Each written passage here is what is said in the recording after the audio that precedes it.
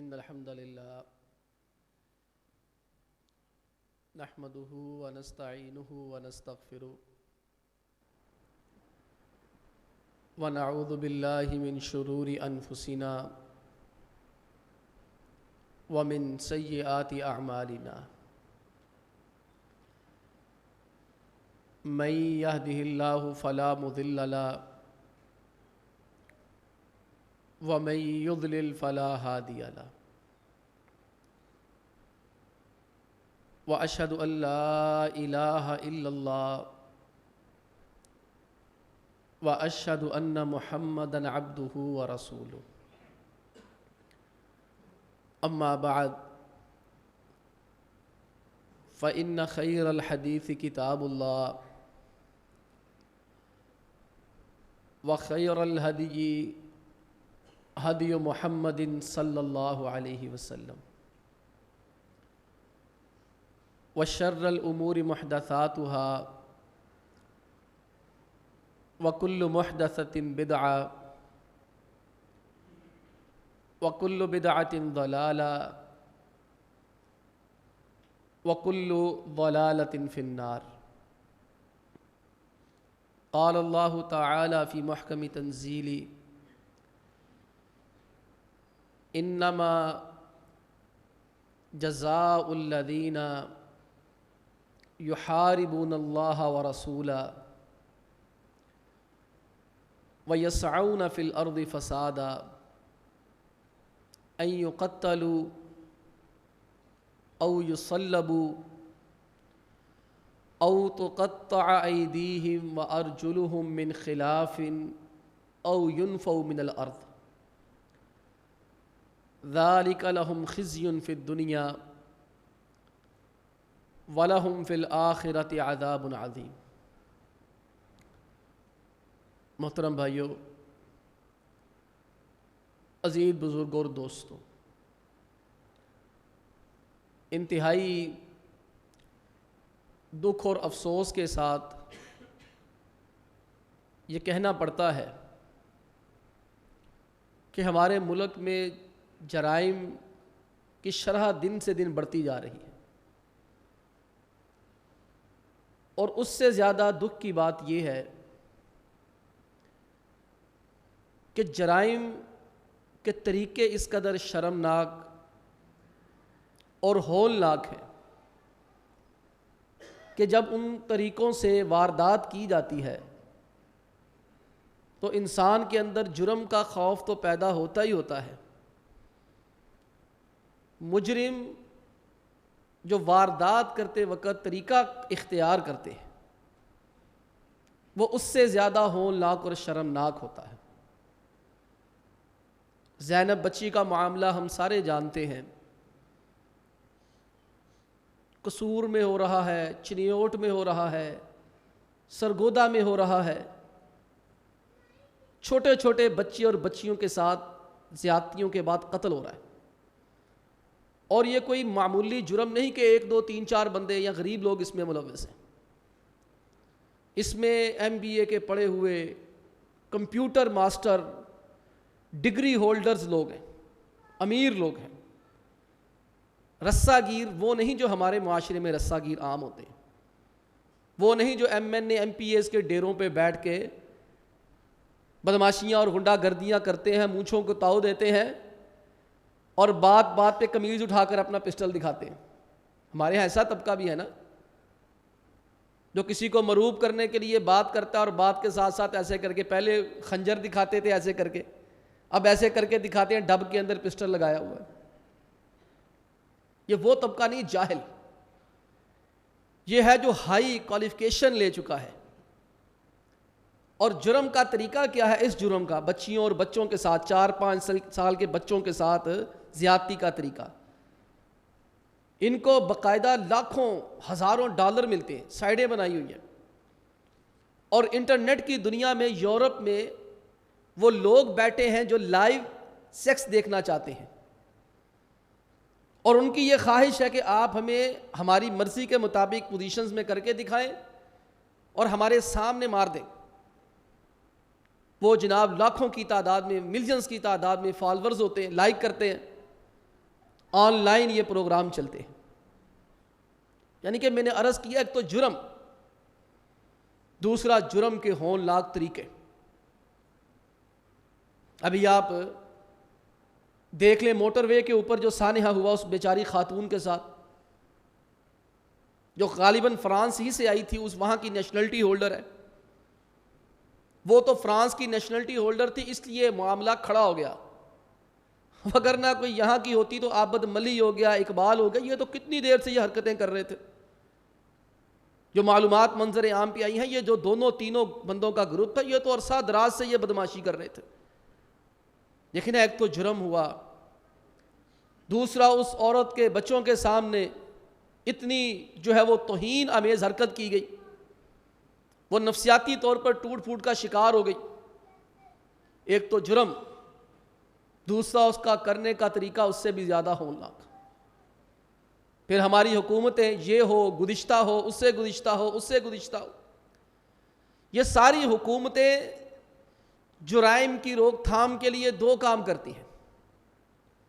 یا تو فورسز کی تعداد میں اضافہ کر دیں گی، ڈولفن بن گئی، ایلیٹ بن گئی، فلانی بن گئی، ڈھمکانی بن گئی. وہ جن نوجوان لے لیے ہیں جو کرپٹ نہیں ہوں گے، فلانی فورس ایسی ہے، فلانے صوبے کی پولیس ایسی ہے، ہم نیک لوگ لے کر آئیں گے. جو کرپٹ نہیں ہوں گے وہ جناب سیدھے فائر ماریں گے. آپ دیکھتے ہیں کوئی نتیجہ نہیں نکلتا. وہ چند دنوں تک بڑے وہ وارڈن بوائے ہمارے جب شروع میں آئے تھے 10-11 سال پہلے بڑے متحرک تھے، اب بس کاپیاں لے کے چنگچی پکڑتے رہتے ہیں. میں نے تو یہی دیکھا ہے. یہ فورسیں بھی بنائی جاتی ہیں، فائدہ کوئی نہیں ہوتا، جرم نہیں رکتا. یا زیادہ ہی شور شرابہ ہو جائے تو پارلیمنٹ کے اندر کوئی بل لے آیا جاتا ہے، کوئی مسودہ لے آتے ہیں، کوئی قانون نیا بنانے کے لیے پاس کر دیتے ہیں. اللہ جانتا ہے، اللہ شاہد ہے، نہ فورسز بنانے سے یہ جرائم رکنے ہیں، نہ پارلیمنٹ میں بل منظور کرانے سے یہ جرائم رکنے ہیں. اگر جرائم کی روک تھام کرنی ہے نا تو پھر ویسے ہی کرنی ہے جیسے نبی کریم علیہ الصلوۃ والسلام نے اپنے دور کے اندر کی تھی. مولانا حالی رحمہ اللہ نے اپنی مسدس کے اندر عرب لوگوں کی وحشت اور بربریت اور ان کی جو انتہا درجے کی سفاکیت تھی اس کا ذکر کیا. کہیں پانی پینے پلانے پہ جھگڑا، کہیں گھوڑا آگے دھڑانے پہ جھگڑا،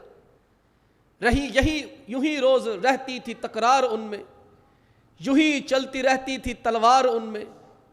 وہ بکر و تغلب کی باہم لڑائی، صدی جس میں انہوں نے آدھی گوائی. چلن ان کے جتنے تھے سب وحشیانہ، فسادوں میں کٹتا تھا ان کا زمانہ. مولانا حالی نے بڑی پیاری منظر کشی کی ہے. پھر آگے چل کے مولانا حالی کیا فرماتے ہیں، ان کی اصلاح کیسے ہوئی. جو راہزن تھے راہبر اور رہنما بن گئے، جو ڈاکو اور چور تھے وہ رکھوالے بن گئے، جو عزتوں کے لٹیرے تھے وہ عزتوں کے رہبر، عزتوں کے رکھوالے بن گئے. کیوں؟ مولانا حالی فرماتے سبق پھر شریعت کا ان کو پڑھایا، زمانے کا ایک ایک گر ان کو بتایا. اللہ کے نبی علیہ الصلوۃ والسلام نے کوئی فورسز نہیں بنائی. آپ علیہ الصلوۃ والسلام نے قریش کی پارلیمنٹ کے اندر کوئی بل نہیں منظور کروائے.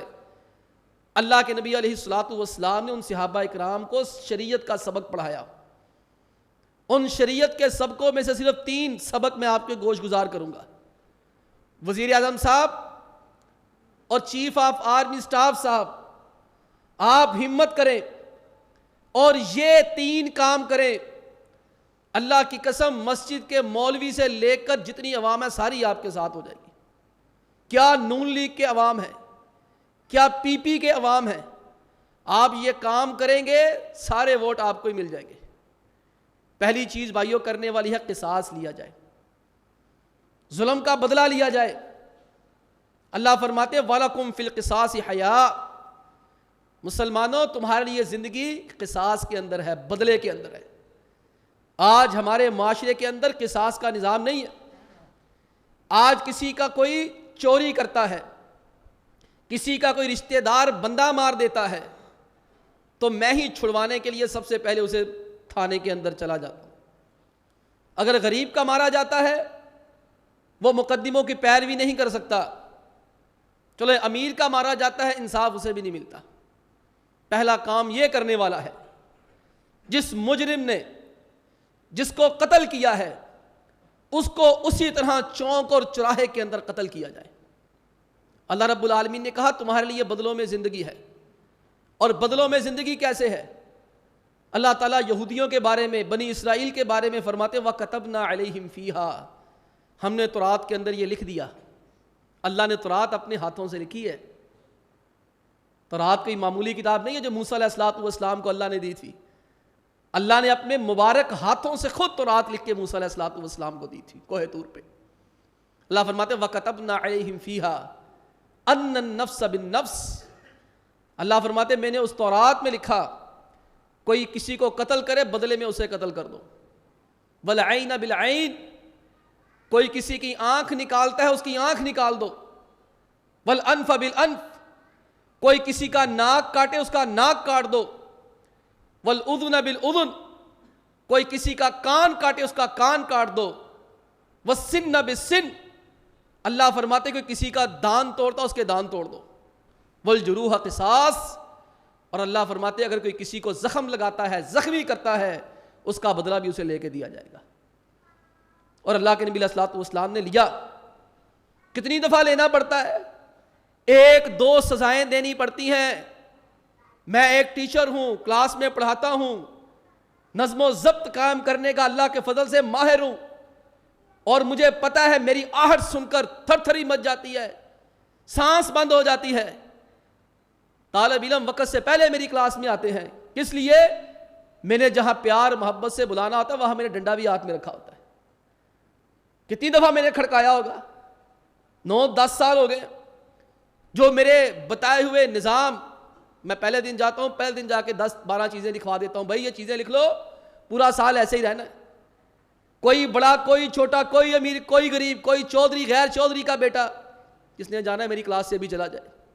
2-3 دفعہ کھڑکانا پڑتا ہے, پوری کلاس سال بھر سیدھا رہتی ہے, کسی کی سی کرنے کی ضرورت نہیں ہوتی. یہ آپ کو 2-3-4 لوگوں کے ہاتھ کاٹنے پڑیں گے, 2-3 گنڈے موالیوں رسا گیروں کو ان کے دان توڑنے پڑیں گے. اللہ کی قسم سب کی طبیعت سیٹ ہو جائے گی. اللہ کے نبی علیہ السلام جب آئے تو مجھے بتاؤ, اللہ کے نبی علیہ السلام نے کتنے چوروں کے ہاتھ کاٹے تھے؟ آپ علیہ السلام نے کتنی گردنیں اتاری تھی؟ آپ علیہ السلام نے کتنے ڈاکوؤں کو سزا دی تھی؟ چند ایک کو سزا ملی تھی, سب کی طبیعت درست ہو گئی تھی. مدینے کے اندر واقعہ پیش آیا, ایک بچی چاندی کے زیورات پہنے ہوئے ایک یہودی ڈاکو, اس نے بچی کے گلے سے وہ زیورات چرانا چاہے. چراتے چراتے دیکھا بچی مجھے پہچان گئی ہے, اس نے بچی کے سر پہ پتھر مارے, بچی کو مرتا چھوڑ گیا. صحابہ فرماتے ہمیں بچی زخمی حالت میں ملی, وفیہا رمق, اس بچی کے سانس چل رہے تھے. اللہ کے نبی علیہ السلام کے حضور لے گئے. آپ نے پوچھا اقاتل کی فلاں, کیا تجھے فلانے نے مارا ہے؟ فاشار برأسہ لا, اس نے ایسے سر کر کے کہا نہیں. میں اقاتل کی فلاں, بیٹی تجھے فلاں نے مارا ہے؟ اس نے ایسے کر کے سر ہلایا نہیں. آپ علیہ السلام نے پھر تیسری مرتبہ پوچھا اقاتل کی فلاں, بیٹی تجھے فلاں بندے نے مارا ہے؟ صحابی فرماتے اس نے ایسے کر کے سر ہلا کر کہا جی ہاں, میں بندہ اٹھا لاؤ. بچی بیچاری مر گئی, بندہ اٹھا لاؤ. اب بندہ نہ مانے, اللہ کے نبی علیہ السلام نے کیا صحابہ کے سپرد, اور صحابہ نے کی اس کی چھترول, اس کی طبیعت سیٹ ہوئی, باندھا گیا, پھینٹی لگائی گئی, مان گیا ہاں جی میں نے ہی مارا ہے. صحابہ نے کہا جی اب کیا کریں؟ اللہ کے نبی علیہ السلام نے اسے اسی جگہ پہ لے جاؤ, اور وہی پتھر جس کے ساتھ اس نے اس بچی کا سر پیسا تھا, اسی پتھر کے ساتھ اس کا سر پیس کے اس کو قتل کر دو. ایک دفعہ کیا, طبیعت سیٹ ہو گئی. کتنی بچیوں کے زیورات چھینے گئے بتاؤ. ایک واقعہ ہوا مدینہ کے اندر, ایک اور. اللہ کے نبی علیہ السلام کے پاس لوگ آئے, بنو اقل کے لوگ آئے, 8 لوگ تھے. کہنے لگے مدینے کی آب و ہوا سے نا ہمارے معدے خراب ہو گئے ہیں، گیس ہو گئی ہے، پیٹ خراب ہو گئے ہیں۔ آپ نے فرمایا ٹھیک ہے بھائی، فلانی جگہ پہ نا میرے اونٹ ہے صدقے کے، وہاں چلے جاؤ، اور ایسا کرنا دودھ اور پیشاب کو مکس کر کے پینا۔ انہوں نے پیا، اللہ نے صحت دے دی، نیتیں گندی ہو گئی، نیتیں گندی ہو گئی۔ چرواہا تھا بیچارہ اکیلا، اس چرواہے کو قتل کر دیا اور مال غنیمت یا زکوٰۃ صدقے کے اونٹ لے کے بھاگ گئے۔ کتنے لوگ ہیں؟ 8 بندے۔ کتنے مارے ہیں؟ 1 بندہ، 1 مارا، لوگ 8 ہیں۔ اور مارا کیسے ہے؟ اس بندے کے ہاتھ کاٹ دیے، اس غریب کے پاؤں کاٹ دیے، اس بیچارے کی آنکھوں کے اندر سلائیاں گرم کر کے ڈال دی، اور اس کو مدینے کی تپتی ریت پہ پھینک دیا۔ وہ بندہ چیختا چلاتا رہا، مجھے پانی پلا دو، مجھے پانی پلا دو۔ وہ بیچارہ چرواہا آپ علیہ الصلوۃ والسلام کا صحابی رضی اللہ عنہ ویسے ہی شہید ہو گیا۔ آپ علیہ الصلوۃ والسلام ان کی گرفتاری کے لیے صحابہ کو بھیجا۔ صحابہ ان 8 بندوں کو گرفتار کر کے لے کر آئے۔ قصاص یہ ہے، اگر 8 بندوں نے مل کر مارے، 8 کو لٹکاؤ۔ عمر فاروق کے دور میں یمن کے 4 لوگوں نے 1 بندہ مار دیا۔ لوگ آ کر کہنے لگے امیر المومنین، بندہ تو 1 مرا ہے، آپ 1 مارے۔ عمر فاروق نے کہا چاروں کی گردنیں اتارو۔ لوگوں نے کہا یہ کیا بات ہوئی، 1 مارا ہے، 1 کے بدلے میں 4۔ عمر فاروق نے کہا اللہ کی قسم، یہ تو یمن کے 4 لوگ ہیں، اس بندے کے قتل کے اندر پورا یمن بھی شریک ہوتا، میں نے سارا یمن ہی لٹکا دینا تھا۔ تم ایک کی بات کرتے ہو، یہاں یہی کہتے ہیں نا 1 مارا تو 1 مارو جی، خیر ہے۔ 5-6 مل کے مارتے ہیں، ایک کہتا ہے ہاں جی میں ماریا، اس کو کم سزا دو، اس نے للکارا مارا تھا، اس کو کم سزا دو، اس نے خنجر مارا تھا، اس کو زیادہ دو، اس نے چھری ماری تھی، نہیں جی اس کا کند خنجر تھا، انہیں فلانی چھری ماری تھی، انہیں ٹوکا ماریا سی، بہت ہی سزا دو نا۔ شریعت کہتی ہے سارے ملوث ہیں، سب کو لٹکاؤ۔ اللہ کے نبی علیہ الصلوۃ والسلام نے 8 کو گرفتار کروایا۔ جب 8 گرفتار ہو گئے، آقا علیہ الصلوۃ والسلام نے فرمایا سب سے پہلے ان کے ہاتھ پاؤں کاٹ دو۔ ان کے ہاتھ پاؤں کاٹے گئے۔ فرمایا ان 8 نے اس چرواہے کی آنکھوں کو ختم کیا تھا، سلائیاں ڈالی تھی گرم کر کے۔ فرمایا جاؤ سلاخیں گرم کر کے لے کر آؤ، سلائیاں گرم کر کے لے کر آؤ، ان 8 کی آنکھوں کے اندر سلائیاں بھی مارو۔ اور فرمایا ان ظالموں نے اس کو تپتی ریت کے اوپر پھینکا تھا، پانی مانگنے پہ نہیں دیا تھا، ان کو وہیں اسی گرمی میں چھوڑ کر آؤ کہ پانی کوئی نہ پلائے۔ صحابہ فرماتے ہیں ہم نے دیکھا ان کے زخموں سے خون نکل رہے ہیں، وہ منتیں ترلے کر رہے تھے ہمیں پانی پلاؤ، پانی پلاؤ، اور پانی نہ ملنے کی وجہ سے ریت کھانا شروع کر دی، اسی نے ان کو آگے کر کے پانی نہیں پلایا۔ یہ 2 سزائیں دی اور مدینے کے اندر امن قائم ہو گیا، جرم رک گئے۔ اور دوسرا کام کرنے والا، اسی سے ملتا جلتا اسلامی حدود کا نفاذ کیا جائے۔ اپنے قانون نہ لے کر آؤ جو تم اپنے بچاؤ کے لیے کرتے ہو، اسلامی قوانین کا نفاذ کرو، تمہاری معیشت درست ہو جائے گی۔ اقامت حد من حدود اللہ خیر من مطر 40 لیلۃ فی بلاد اللہ عز وجل۔ اللہ کے حبیب علیہ الصلوۃ والسلام فرماتے ہیں اللہ کی حدوں میں سے ایک حد کا نافذ کر دیا جانا معیشت کے لیے کتنا فائدہ ہوتا ہے۔ فرمایا 40 دن کی بارش ہوتی رہے اتنی کھیتی نہیں اگتی جتنا اللہ ایک حد نافذ کرنے سے معیشت کو سنبھالا دے دیتا ہے۔ آج تمہارے پاس سعودی عرب ہے، جتنا مرضی اسے برا کہتے رہو، گالیاں دیتے رہو، آج ان کے صرف ایک اکاؤنٹ کے اندر 740 ارب ڈالر ہے۔ ان کا ایک اکاؤنٹ جو امریکہ کے اندر ہے، اور ہمارے اکاؤنٹ کے اندر 2, 3, 4 ارب ڈالر بھی نہیں ہے۔ فقیر ہیں، ادھار مانگتے ہیں، بھیک مانگتے ہیں، اور آگے سے بدماشیاں بھی کرتے ہیں، نخرے بھی کرتے ہیں، اور احسان فراموشیاں بھی کرتے ہیں۔ سعودیہ کا صرف ایک اکاؤنٹ میں بتا رہا ہوں 740 ارب ڈالر ایک اکاؤنٹ کے اندر ہے۔ اللہ اکبر۔ یہ ایسے تھے، یہ تو غریب تھے، مسکین تھے۔ محمد بن سعود رحمۃ اللہ علیہ جنہوں نے سعودی عرب کی بنیاد رکھی آج سے کوئی 250 سال پہلے، اور امام محمد بن عبد الوہاب رحمۃ اللہ علیہ جن کے نام پہ یار لوگ وہابی کی گالی دیتے ہیں، اور ظالموں کہنا ہے تو محمدی کہو، وہابی کیوں کہتے ہو؟ ان کے والد کا نام عبد الوہاب تھا، وہ خود عبد الوہاب محمد بن عبد الوہاب کے پہلے مخالف تھے، بعد میں گرویدہ ہوئے تھے۔ جب یہ دین کے نفاذ کے لیے مارے مارے دھکے کھا رہے تھے، لوگ قتل کرنے کی دھمکیاں دیتے تھے، محمد بن عبد الوہاب رحمۃ اللہ علیہ وہ محمد بن سعود کے پاس گئے، آج سے 250 سال پہلے۔ اسے کہا کہ یہاں اسلام نافذ کر دو، اللہ کی حدوں کو نافذ کر دو۔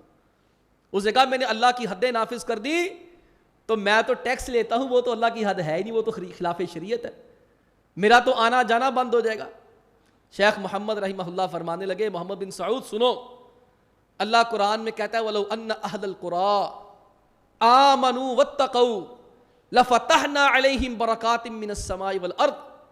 فرمایا اللہ کا قرآن میں یہ وعدہ ہے، اللہ کہتے ہیں اگر یہ بستیوں والے صحیح معنوں میں مومن ہو جائیں، متقی ہو جائیں، اللہ فرماتے ہیں لَأَكَلُوا مِن فَوْقِهِمْ وَمِن تَحْتِ أَرْجُلِهِمْ، اللہ ان پر آسمان سے رحمتوں کی نازل کرے گا، ان کی زمین کے نیچے پاؤں کے نیچے سے خزانے نکل آئیں گے۔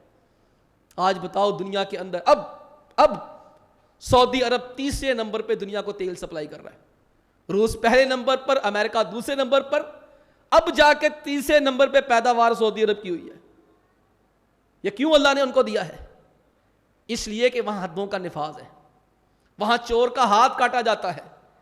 اور جب سے سعودی عرب کے اندر حدیں نافذ ہوئی ہیں، صرف 4 واقعات ملتے ہیں کہ سعودی عرب کے اندر کسی چور کا ہاتھ کاٹا گیا۔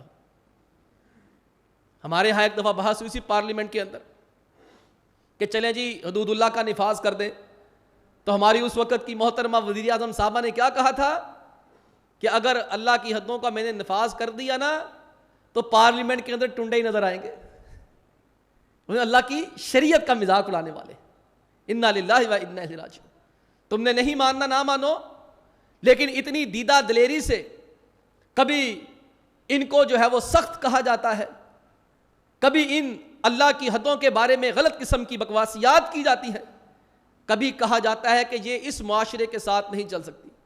اللہ کی قسم تم آج چوروں کے ہاتھ کاٹنا شروع کر دو، زانیوں کو سنسار کرنا شروع کر دو، قاتلوں کی گردنیں اتارنا شروع کر دو، اس ملک کے اندر امن نافذ ہو جائے گا، جرم ختم ہو جائیں گے۔ یہ میں نہیں کہتا، اللہ کے نبی علیہ الصلوۃ والسلام فرماتے ہیں۔ یہ دوسرا کام کرنے والا ہے، یہ ہر حکومت سے ہمارا مطالبہ ہے وہ یہ کام کرے۔ اور تیسرا اور آخری کام، یہ حدیں نافذ کرنی ہے، قصاص لینا ہے، حدیں نافذ کرنی ہے تو عدل و انصاف کے ساتھ۔ عدل و انصاف کا ترازو یہ اپنے ہاتھ میں رکھنا ہے۔ یہ نہیں ہو سکتا اگر غریب جرم کرے تو اس کو سزا دے دی، اگر امیر جرم کرے تو اس سے صرف نظر کر لیا۔ یہ کام کبھی نہیں کہ جناب کہ عہدے دار کا بیٹا جرم کرتا ہے تو اس کو کچھ نہ کہو، کسی غریب کا بچہ جرم کرتا ہے اس کو پھانسی دے دو۔ ہمارے معاشرے کے اندر اگر تھوڑا بہت قصاص کا نظام بھی چل رہا ہے، اگر تھوڑی بہت کہیں نہ کہیں اسلام کی حد بھی نافذ ہو جاتی ہے نا، تو اس کی زد کے اندر بیچارے غریب ہی آتے ہیں۔ آپ کو پتا ہوگا ہمارے ملک کے اندر کتنے سالوں سے ایک کیس پینڈنگ ہے شاہ رخ جتوئی کا۔ اس نے اپنے دوستوں کے ساتھ مل کر، ایک وڈیرے کا بیٹا ہے، اس نے اپنے دوستوں کے ساتھ مل کر کسی بچی کی عزت کے ساتھ کھیلنا چاہا، اس کا بھائی وہ الجھا، اس نے اپنے دوستوں کے ساتھ مل کے اس بھائی کو قتل کر دیا۔ اس کی ماں انصاف کے لیے دھکے کھا رہی تھی، اب وہاں اس ملک سے بھاگ گئی ہے۔ وہ ٹی وی میں اس کا پروگرام ہوا، چینل کے اوپر، اس سے جیو چینل پہ میں نے خود سنا۔ اس خاتون سے پوچھا گیا بی بی آپ نے کیس کیوں واپس لیا ہے؟ اس نے کہا میں نے اپنا بچہ تو مروا لیا، میں نے اپنی بچیاں نہیں مروانی، میں نے اپنی بچیاں نہیں مروانی۔ آج پھر چیف جسٹس نے خود سوٹو موٹو لیا اور اس کو آج تک کوئی سزا نہیں دے سکے۔ ٹی وی کے اوپر آیا، ویڈیوز آئیں، لوگوں نے فیس بک پہ ٹویٹر پہ بھیجی، یا دیگر جو ذرائع ابلاغ ہیں وہاں آیا، جناب اس کی جو جیل ہے وہ تو کوٹھیوں سے بھی شاندار ہے، وہاں میوہ ہے، حلوہ ہے، سیوا ہے، نوکر رکھے ہوئے ہیں، اور اس نے وہاں پر ٹی وی، وی سی آر، کیبل، دنیا جہاں کی ساری چیزیں رکھی ہوئی ہیں۔ اگر سزائیں دینی ہے نا تو عدل و انصاف کے ساتھ دینی ہے، یہ نہیں کہ بڑے کو سزا نہ دی، چھوٹے کو سزا دے دی۔ جب معاشرے کے اندر یہ ہوتا ہے نا پھر چھوٹا بھی بہت بڑا بدماش بن کے باہر آ جاتا ہے، پھر معاشرے تباہ ہو جاتے ہیں۔ اللہ کے نبی علیہ الصلوۃ والسلام کے دور کے اندر یہی معاملہ ہوا۔ فاطمہ نامی ایک بچی نے چوری کر لی، خاتون نے چوری کر لی، اب اس کو سزا دینی تھی۔ خاندان بہت بڑا تھا، چودھریوں کی بیٹی تھی،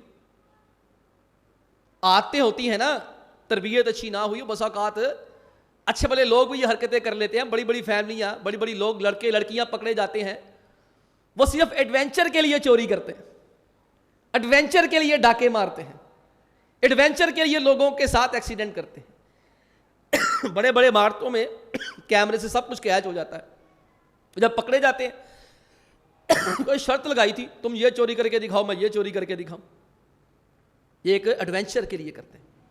اس خاتون نے بھی چوری کر لی، چاہے جیسے بھی کی، پکڑی گئی، غالباً سونے کی انگوٹھی چرائی تھی کوئی۔ اللہ کے نبی علیہ الصلوۃ والسلام کی عدالت میں معاملہ پہنچا، آپ علیہ الصلوۃ والسلام نے فرمایا اس کا ہاتھ کاٹ دو۔ اب مدینے کے اندر تھر تھری مچ گئی، یہ بہت بڑے خاندان کی بیٹی ہے، اگر اس کا ہاتھ کٹ گیا تو پورے خاندان کی بدنامی ہو جائے گی، کیا کرو؟ کوئی سفارشی تلاش کرو۔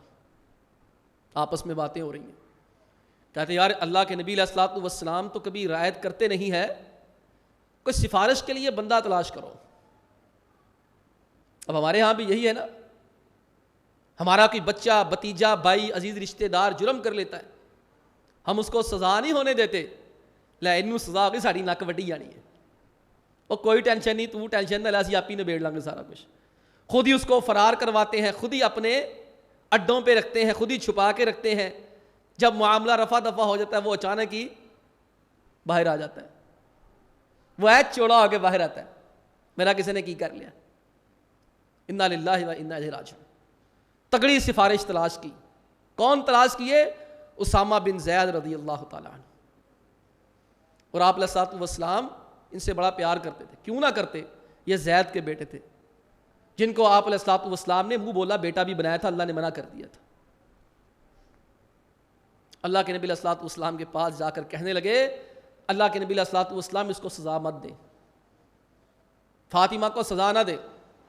اللہ کے نبی علیہ الصلوۃ والسلام نے ایک معیار قائم فرما دیا، عدل و انصاف کا، میں اتشفع فی حد من حدود اللہ، اسامہ اللہ سے ڈر جاؤ، تم اللہ کی حدوں میں سفارشیں کرتے ہو، واللہ لو ان فاطمہ بنت محمد سرقت لقطعت یدہا، اللہ کی قسم یہ تو عام سی فاطمہ ہے جس کا کوئی مقام مرتبہ نہیں ہے، اتنا نہیں ہے جتنا میری بیٹی فاطمہ کا مقام و مرتبہ ہے، یہ جتنی مرضی بڑی فاطمہ بن جائے، اس کے نام کے ساتھ فاطمہ بنت رسول علیہ الصلوۃ والسلام نہیں آتا، یہ جتنی مرضی بڑی فاطمہ بن جائے یہ جنت کی سردار نہیں کہلا سکتی، اس کے بچے جنت کے نوجوانوں کے سردار نہیں کہلا سکتے۔ واللہ لو ان فاطمہ بنت محمد سرقت، اللہ کی قسم اگر فاطمہ بنت محمد بھی چوری کرتی میں نے ہاتھ اس کا بھی کاٹ دینا تھا۔ یہ آپ نے گھر سے مثال دی، اور ہمارا عدلیہ کا جتنا گندا نظام ہے، جتنا گھٹیا نظام ہے، جتنا فرسودہ نظام ہے، کئی لوگ تو ایسے ہیں مرنے کے بعد ان کو بری کر دیا گیا ہے، اور ہمارے ہاں عدلیہ ڈرپوک ہے، بکاؤ ہے، جہاں دو ویسے تو بڑے بڑے رنگ رنگیلے یہاں بیٹھے ہوئے ہیں، لیکن پاکستان کی تاریخ میں جتنے دو گندے جج گزرے ہیں کوئی نہیں گزرا۔ ایک جسٹس منیر جو ایوب خان کا دوست تھا، اس نے بننے کے بعد پاکستان میں علماء کے ساتھ اور لوگوں کے ساتھ کتنے ظلم کیے، ان بدماشوں نے مل کر نظریہ ضرورت ایجاد کر لیا، بڑے بڑے لوگوں کی چھٹی کرا کر ایوب خان کو ہمارے اوپر مسلط کر دیا۔ دوسرا میں شروع سے کہہ رہا ہوں، ثاقب نثار یہ بابا رحم تھے بدماش، اس نے اس ملک کا بیڑا غرق کیا، جن لوگوں کا اس ملک کا بیڑا غرق کرنے میں ہاتھ ہے یہ بھی برابر کا ملوث ہے۔ میں نے آپ کو تب کہا تھا جب یہ فیصلے کرتا تھا، میں نے کہا تھا جج نہیں بولا کرتے، ججوں کے فیصلے بولا کرتے۔ باندر اگر پٹوسی مار کے کدی ادھر تے کدی ادھر گھومتا ہی رہتا ہے، اپنا کام نہیں کیا باقی سارے کام کیے اس نے، کبھی ڈیم بنا رہا ہے، کبھی کچھ کر رہا ہے، کبھی کچھ کر رہا ہے، چونا لگا گیا پوری قوم کو۔ میری ویڈیوز موجود ہیں، میں نے اس وقت کہا تھا ریٹائرڈ ہونے کے بعد اس کو کسی نے منہ بھی نہیں لگانا، یہ اس ملک میں رہے گا ہی نہیں، یہ بھاگ جائے گا یہاں سے۔ اور دیکھ لیں آپ کے سامنے، افسوس کے ساتھ کہنا پڑتا ہے ہماری عدلیہ یا ڈرپوک ہے یا بکاؤ ہے یا نظریہ ضرورت کی ماری ہوئی ہے۔ اصلاح کرنی ہے، یہ 3 طریقے میں نے بتا دیے ہیں، اللہ تعالیٰ کرے کہ یہاں قائم ہو۔ ایک قصاص لیا جائے، بدلے کا بدلہ پورا لیا جائے، اور دوسرا اسلامی حدود کا نفاذ ہو، اور تیسرا عدل و انصاف کے پیمانے ہر ایک کے لیے برابر ہوں۔ اللہ تعالیٰ ہمیں سمجھنے کی توفیق عطا فرمائے۔ وآخر دعوانا ان الحمد للہ رب العالمین۔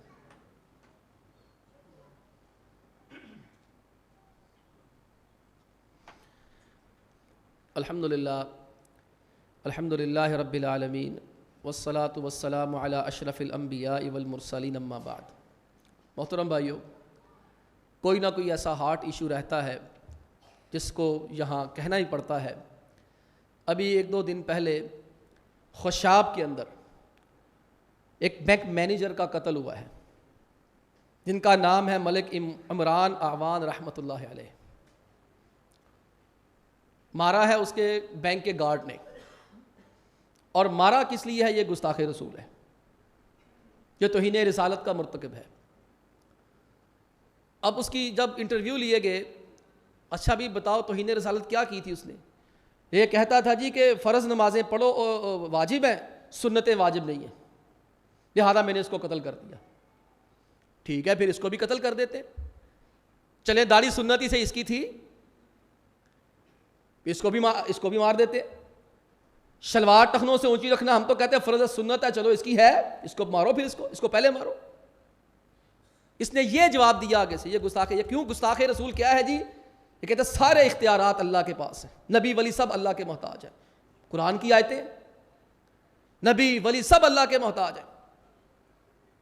جب یونس علیہ السلام کشتی نہیں بچا سکے، اور کشتی بچانے کے لیے یونس علیہ السلام کو پھینکنا پڑا، تو پتہ یہی چلا نبی ولی اللہ کے محتاج ہوتے ہیں۔ نوح علیہ السلام بیٹا نہیں بچا سکے، لوط علیہ السلام بیوی نہیں بچا سکے، اللہ کے نبی علیہ السلام چچا نہیں بچا سکے۔ نبی ولی اللہ کے محتاج ہوتے ہیں۔ اللہ تعالیٰ اپنے معجزے دکھاتا ہے، اپنی کرم کہ اپنی عظمت کے جلوے دکھاتا ہے۔ اصل میں مسئلہ کیا ہے؟ 4 مہینے پہلے یہ اس گارڈ کی رویہ یہی تھا، یہ آئے دن لوگوں کے ساتھ لڑائی جھگڑے کرتا تھا، اس کی گندی حرکتوں کی وجہ سے کوئی اس کو منہ نہیں لگاتا تھا جلدی۔ یہ 4 مہینے پہلے 7 والے گارڈ کو قتل کرنے کی کوشش کر رہا تھا، لوگوں نے چھڑوایا، اسی ملک عمران اعوان نے رحمۃ اللہ علیہ نے اس کو چھٹی کروا دی تھی کہ نکلو یہاں سے۔ کوئی سیاسی اثر و رسوخ تھا، یہ دوبارہ اسی بینک میں لگ گیا، اور اسی وقت اس نے جب موقع ملا گولیاں مار دی۔ یا 2 چیزیں بڑی قابل غور ہیں۔ ایک چیز یہ ہے جس کی توجہ دلانا مقصود ہے، تاکہ اس کے ضمن میں ہماری ذمہ داریاں ہمارے سامنے آئیں، کہ یہ کیسے ہو سکتا ہے؟ ادھر وہ بندہ مارتا ہے، ساتھ ہی پورا جلوس بینک کے باہر آ گیا، پری پلاننگ پروگرام ہوا ہے، پورا جلوس نکلا ہے، وہ ناچ رہا ہے، آگے اس کی ویڈیوز موجود ہیں، بھنگڑے ڈال رہا ہے۔ یہ سنت ہے؟ بھنگڑے ڈالنا، ناچنا کنجروں کی طرح، یہ سنت ہے؟ ناچ رہا ہے، پیچھے جلوس، غازی غازی غازی کے نعرے لگا رہا ہے۔ یہ لوگ اتنی جلدی کیسے اکٹھے ہو گئے؟ اور پھر اس کی حمایت کے اندر جناب پورے تھانے کے اوپر دھاوا بول دیا، چھوڑو جی اس کو۔ اس کی آڑ کے اندر یہاں تک چل رہا ہے سوشل میڈیا پہ کہ C-295 کو بدل دیا جائے۔ ہم اب بھی یہی کہیں گے، بے شک یہ بندہ شہید ہوا ہے، ناجائز مارا گیا ہے، C-295 قانون ختم نہیں کیا جا سکتا۔ اس کے اندر ایک ترمیم کی جائے کہ جو C-295 کا غلط استعمال کرتا ہے، کوئی بندہ مارتا ہے یا کسی کے اوپر توہین رسالت کا جھوٹا مقدمہ دائر کرتا ہے، ثابت ہو جائے، اس بندے کو پھانسی دے دو، اس بندے کو مار دو، کیونکہ وہ خود توہین رسالت کا مرتکب ہے، وہ اپنے ذاتی مقاصد کے لیے توہین رسالت کا قانون استعمال کر رہا ہے۔ اور آخری گزارش ہے، ہماری ذمہ داری قدم اٹھانے سے پہلے سوچ لیا کریں۔ ہر مکتب فکر کے اندر ایسے بے وقوف اور احمق موجود ہیں جن کی دار روٹی فرقہ واریت کو پھیلانے سے چلتی، ان بیچاروں کو آتا جاتا ککھ نہیں ہے، وہ نہ کسی کی اصلاح کر سکتے، وہ تو اپنی نہیں کر سکتے، ان کا پیٹ برتا ہی اس طرح کے عجیب و غریب مسئلوں سے ہے۔ ہماری ذمہ داری یہ ہے ایسے لوگوں کی روک تھام کریں، ان سے اپنی جان چھڑوائیں۔ اللہ تعالی ہماری اصلاح فرمائے۔ وآخر دعوانا ان الحمد للہ رب العالمین۔